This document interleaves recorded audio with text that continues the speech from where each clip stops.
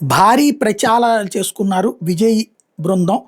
తమ ఎమ్మెల్యేలుగా గెలిచినటువంటి వాళ్ళు తమ చదువుల గురించి. వాళ్ళు అంత అద్భుతమైన చదువులోళ్ళు, ఇంత అద్భుతమైన చదువులోళ్ళు అని చెప్పుకొచ్చారు. తీరా చూస్తే ఇప్పుడు అసలు విషయాలు బయటపడుతున్నాయి ఒక్కొక్కటి. కనిమోజీ సంతోష్ ఒక లేడీ, ఈవిడ కౌందంపాల్యం నియోజకవర్గం నుంచి పోటీ చేసింది. తన ఈ పేరు ముందు డాక్టర్ అని పెట్టుకుంది, అంటే పిహెచ్డి చేసినటువంటి డాక్టర్ లేకపోతే ఎంబీబీఎస్ అనుకుంటా. తీరా చూస్తే అఫిడవిట్లో బిఏబిఎల్ హానర్స్ చెప్పింది. మరి డాక్టర్ ఎట్లా అయ్యింది? కానీ ప్రచారంలో అట్లా చేసుకుంది.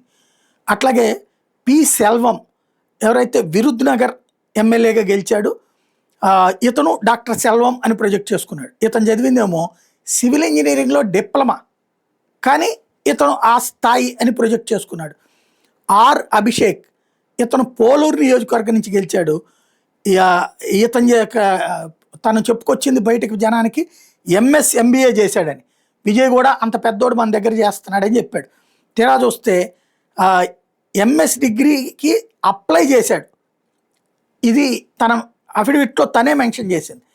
ఇంకో పక్కన డాక్టర్ శరత్ కుమార్ తాంబరం నియోజకవర్గం నుంచి, ఇతను ఎంబీఏ గ్రాడ్యుయేట్ అని ప్రొజెక్ట్ చేశాడు.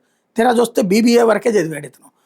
ఇకపోతే సి విజయలక్ష్మి కుమరపాల్యం నియోజకవర్గం, బీకామ్ గ్రాడ్యుయేట్ అని చెప్పుకుంది. తీరా చూస్తే ఇంటర్మీడియట్తో చదువు మానేసినటువంటి అమ్మాయి.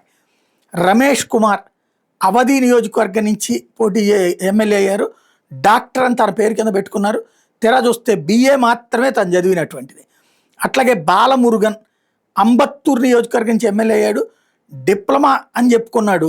తీరా చూస్తే అఫిడవిట్లో ఎస్ఎస్ఎల్సి అంటే పాత ఇంటర్మీడియట్ అనమాట, ఏడీసీఏ సర్టిఫికేషన్ అని చెప్పి ప్రొజెక్ట్ చేసుకున్నాడు. అంటే విజయ్ బ్యాచ్ విజయ్కి తెలిసే జరిగిందా, తెలియక జరిగిందా, వాళ్ళు పెద్ద విద్యావంతులు అన్నటువంటి మోసం చేశారన్నది తేలింది ఇప్పుడు.